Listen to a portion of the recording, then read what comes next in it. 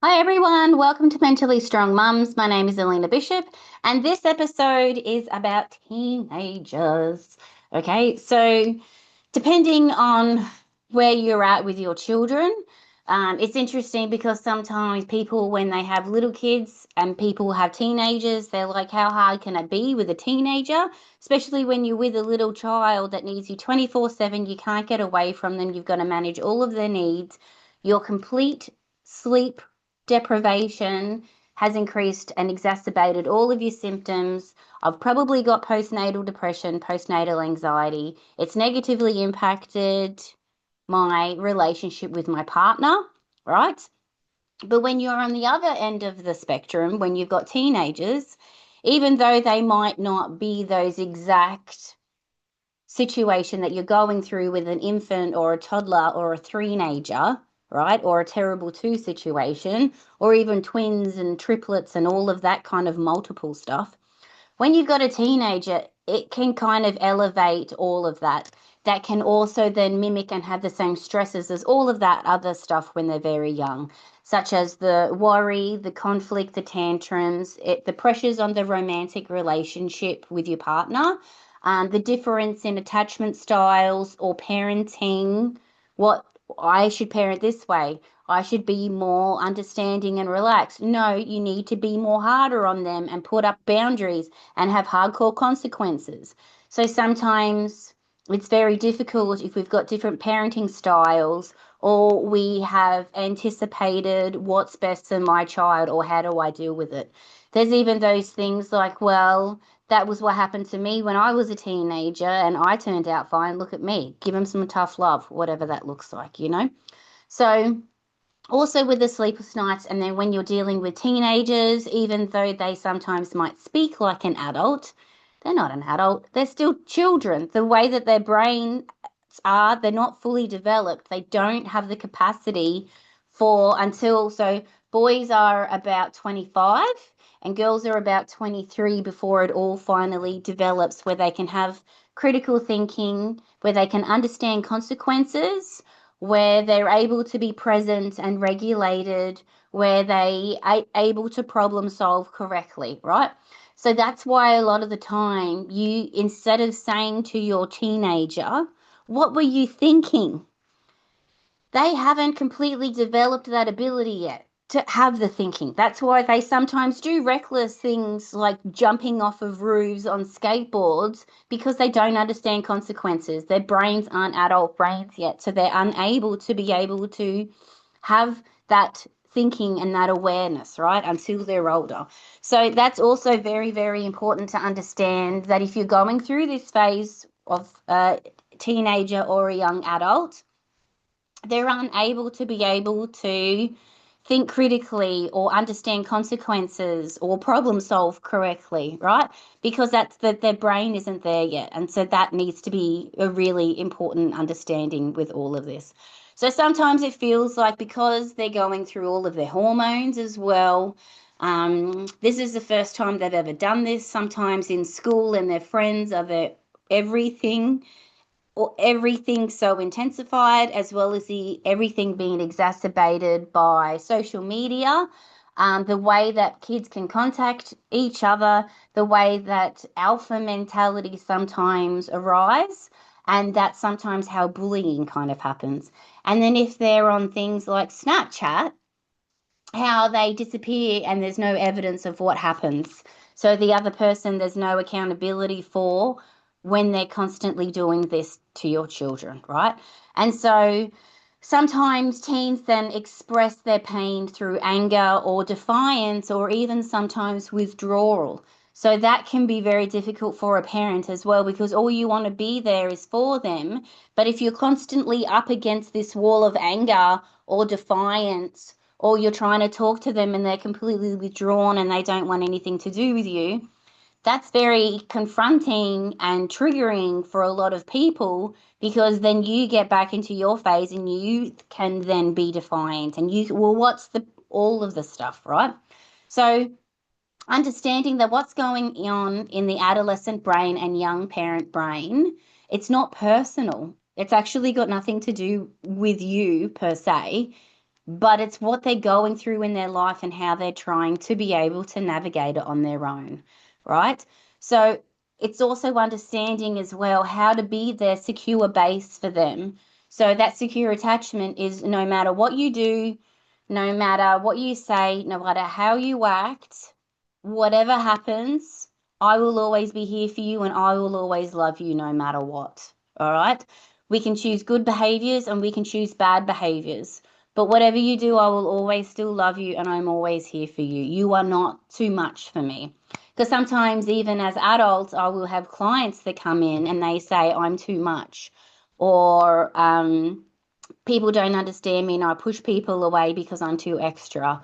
Or I can't be my true self because that was always frowned upon. You are never too much for me. I will always love you no matter what. Okay. I will always be here for you and you can be as whatever you want in front of me and that won't judge me. Whether if you want to be goth in front of me. If you're spicy because you're neurodiverse, be spicy in front of me, right? Whatever that is, if you K-pop and you want to do whatever you want to do, I will always be here for you. Okay?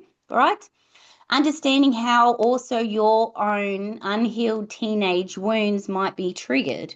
Because honestly, if your teenager is acting in certain ways that when you were a teenager, you were not allowed to do, you were not allowed to say, you had to conform or suck it up or stop crying or harden up, have a spoon of concrete.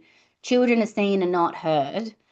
If your child is doing that, that will then trigger you as for you to go, that's not safe. You're not allowed to do that. What are you doing? So then you will then mimic the same things that your parents or your caregivers or your teachers said to you. Because for you, you weren't allowed to do that, and that's an unhealed trauma wound for you. So that when your child then does that, that triggers you and it makes you nervous and it makes you scared. So you go, don't do that. Don't do it. Please don't. And you'll do everything to be able to try and get them away, right? As well as understanding sometimes that in terms of a timeline of ages, when your children are teenagers, you might even be going through some perimenopause or menopause stages. And so, if you're already dealing with emotional turmoil or hormonal turmoil or depression or anxiety, or there are 32 symptoms if you're perimenopause, okay? And how that can change everything. So, if you feel like you're already drowning in your own body and then your teenager is having some drama, but in your perception, it's not real world drama because in my world, real world drama is paying the bills, getting to work, managing my children. Like if your relationship isn't hanging by a thread, is it even a relationship, right? How do I manage all of this stuff? So when your teenager comes to you and they're catastrophizing because their friend called them a name, you will then go, that's nothing. What are you complaining about? You got nothing. Get away from me and stop wasting my time. Right? Because of everything that you're going through. You accidentally doing that because you're overwhelmed or because of your hormone changes or because of the way that you're burnt out or whatever that looks like, that then causes a rift where the child, because they're an adolescent, because they're always a child, okay? Even though they age every year, they're still a child until they're about 25, okay? The child then feels and learns very quickly that you are not safe to come to when they've got a problem, okay? It might not be a problem to you, but in their little world of being alive on this earth, it is a huge problem to them. And they're trying to be open and vulnerable when you don't see them and you accidentally invalidate them. And we're going to have the next podcast will be validating versus invalidating if you don't know what that looks like. It can be very, very damaging for your child because they don't see you as safe. They don't see you as someone I can talk to. They will then hold, and that's when all that anger, the defiance, and their withdrawal comes from. And then all of these things have happened, and then you go, why didn't you tell me any of this was happening? And they go, well, I tried. I gave you, they were fishing. They gave you low entry situations to see how you would handle their stuff. And if you didn't handle it well, they're not going to go to you with high level stuff. No. Do you know what I mean?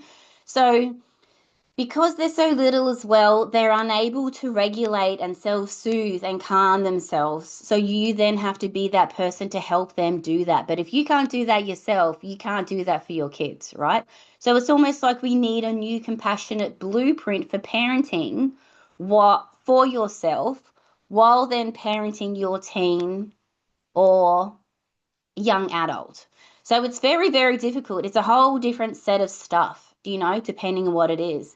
And so even that episode that we talk about generational legacy, I'd obviously advise for you to go back and listen to it if you haven't already. That's a very, very good, important one to be able to be implementing through all of this stuff too. So even those times when you're a teenager, they slam the door and then you freeze, because then that triggers you. Maybe you yourself feel like you're hanging by a thread or you're burnout. You're then holding back all of those tears of rage because it's so overwhelming and you're burnout and you can't add anything else to your plate, right? Knowing that you're still the adult and you're still their mum and you're still their parent. So how can you actually be there for them, right?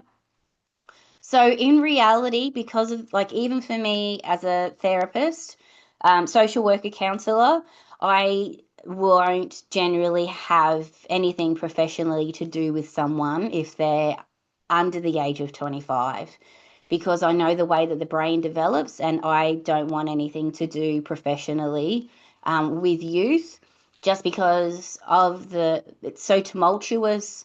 The brain hasn't developed. They don't understand consequences.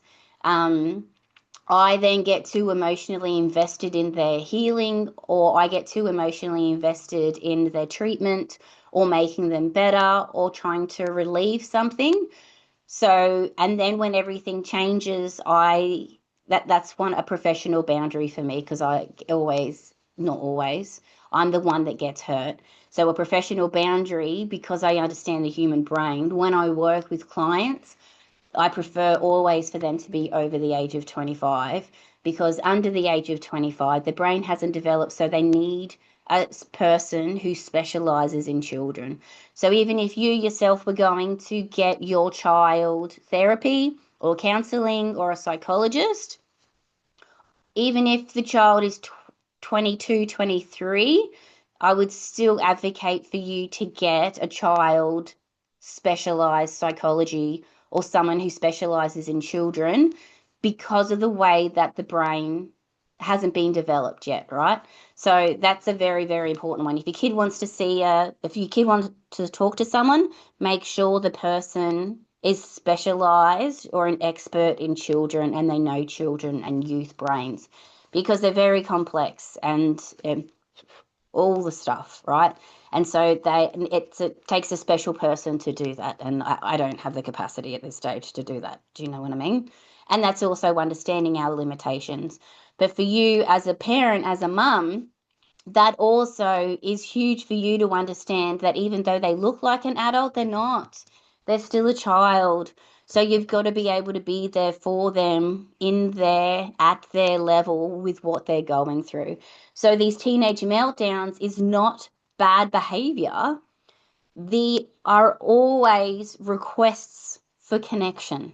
There's this saying that I always have, and it's attention seeking is not attention seeking. It's actually connection seeking. But if they don't know how to get the connection properly, sometimes it looks like attention seeking. So these teenage meltdowns are not bad behavior. They're connection seeking, right? A request for connection, but they don't know how to do that because they're still learning, right? So their brain is still under construction. And when you react, instead of actually being there to respond, you then miss the opportunity to become their safe space. So it's all amazing for you to understand and differentiate between when do you react and what does it look like when you respond.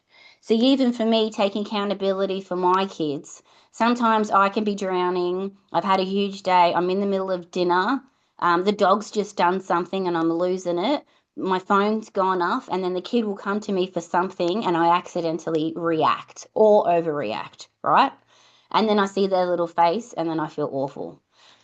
Okay, so now I have to be able to ground yourself, turn the stove off, to put the phone on silent, get that bloody dog outside, right?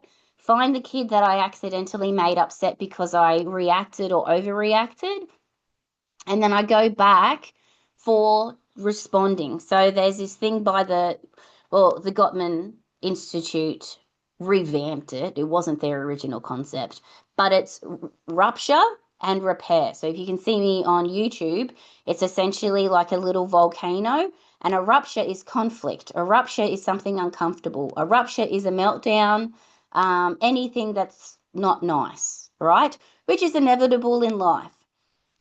Ruptures are the things that cause trauma and upset and disconnection. If you're able to come back and repair it, so what that looks like, if this is a volcano erupting, going off and pulsating, if you're able to come along as if you're a cloud full of snow that just covers the volcano and calms everything down, that stops trauma, that rebuilds connection, that makes everything right in the world again. Okay. So then in that situation for me, if I saw my little kid's face, I would then turn off the stove, put my phone on silent, kick that bloody dog outside. I would find the kid that I accidentally overreacted to. I would then go to repair them and respond to them. Hey, mate, I overreacted. I'm really sorry. I didn't mean to do that. Are you okay? Whatever they have to say next, respond to it. Okay. Can you please tell me what you were trying to say? At this time, I promise I'll be here for you and I won't interrupt you. So at the last session, we said, do you need comfort, solutions, or silence? So do you need some silence? And I'll just talk to you and I won't interrupt and I won't try and fix it and I won't cuddle you so you can get through it. Okay, let's go. Do you know what I mean? So that's what that process looks like. And if you can do that, give yourself a schmacko afterwards, because it's very, very hard to do. And sometimes it can be very confronting as well, because you then have to take accountability for what's going on and pause everything in your world. And sometimes, as I said last time, when you feel like we're always in that tunnel going forward, sometimes we can't see what's actually happening around us because of our mental load, all of the tasks I have to do. Sometimes I feel like I'm alone, and how difficult the reality of that is, right? So coming back to teenagers and how whittle they are, they're still so whittle. Even though they might be taller than you, they're whittle brains, right? Where their forehead is, so the higher forehead is the prefrontal cortex or the frontal lobe. That's the decision making. Not fully developed. Girls 23, boys 25, right? As well as their hormonal shifts, depending on if you've got girls or boys, but they're still going to have them. Boys have surges in testosterone, which sometimes look like frustration and defiance. Women have those hormonal shifts when they've got their period and they're menstruating. So that's also understanding for you. You need to know the 4 stages of what the hormones look like: luteal phase, ovulation, all of that, so that you can then help them understand and educate what's going on. Our cycles, I always use, our cycles are like the cycles of the moon. There's 4 different stages, and every time it happens, it's like a clear out, and it's really beautiful. But in every single stage, it's different. If you are on contraception, that will also be different. It will show up differently in you, versus if you're not on contraception, then that will also show up differently for you. So understanding and learning your body through hormones. But if you don't understand your own hormones, then you then can't explain that to them. Therefore, you're not a safe space for them when they go, oh, I've just learned about the luteal phase, or what's ovulation? Because then if you won't do that, then they're not going to be there for you, right? And obviously with these hormonal shifts, you're going to get dopamine, cortisol. Cortisol is the stress hormone, which can sometimes then increase mood, volatility. It will increase anxiety, all of their stuff. So it's a really difficult time for them, right? As well as their amygdala. So the higher stuff of the brain's at your forehead. The amygdala is more at the base of your brain.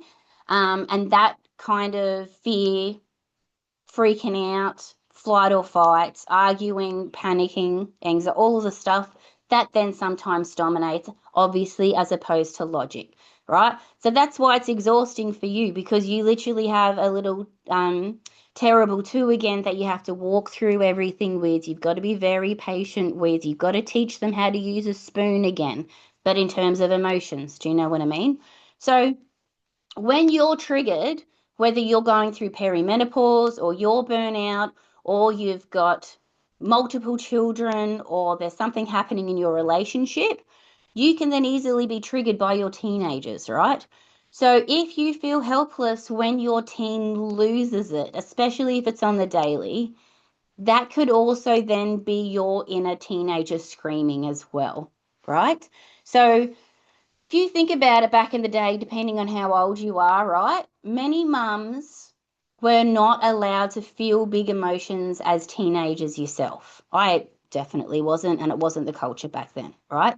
So emotional invalidation in your own childhood then may resurface, right? So there's this thing called you need to reparent yourself.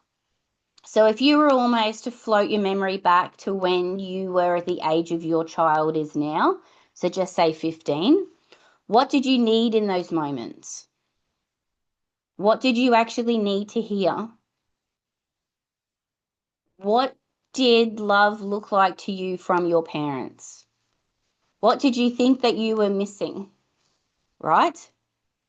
All of these things, as you as that child at that age that your child is now, the one that you're talking about now, if you can go back and figure out what you needed, so leave your adult self over here, hop back into your younger self, your child self, understand what you needed, and then be that for your current offspring, for your child, so that you can connect to them on their level at their emotional needs, as opposed to sometimes your current self as a mother with an ego that needs to be able to do X, Y, and Z. Do you know what I mean? So that can also be a really interesting exercise, because when you reparent yourself, you then re-heal yourself and you understand exactly what you need, and then that can help you understand what you currently need. All right. So there's this thing called mirror neurons, right? And emotional contagion. So it's really, you can always do experiments with mirror neurons. If you're standing in front of someone and then you cross your arms, give it a couple of seconds and the other person will cross their arms. If you then look up, the other person that you're talking to will inevitably always look up, right? It's the way that attachment and mammals, we need to be able to show that we have solidarity and we're together, right? So with those principles, if you're able to be calm, they will then eventually be calm. But if you are chaos and all over the shop, you don't know if you're Arthur or Martha, your chaos then becomes their chaos. And then everyone's dysregulated, and then you get upset at them because they're not calm, but you're Burko, do you know? Losing your biscuits. And obviously sometimes it happens. Like me, it sometimes happens. But if you're able to understand and recognize what's happening, especially in that other episode we did with a little wellness and safety plan to know what it looks like when I'm starting to lose it, how are you able to then be self-aware? Because actually I am the adult. I should know better. I am the mother. I should be there for them. They should not be there for me. They should be able to be safe to be who they want to be and act the way that they want to be. I can then be there for them, be there calm. Yes, I can enforce my boundaries.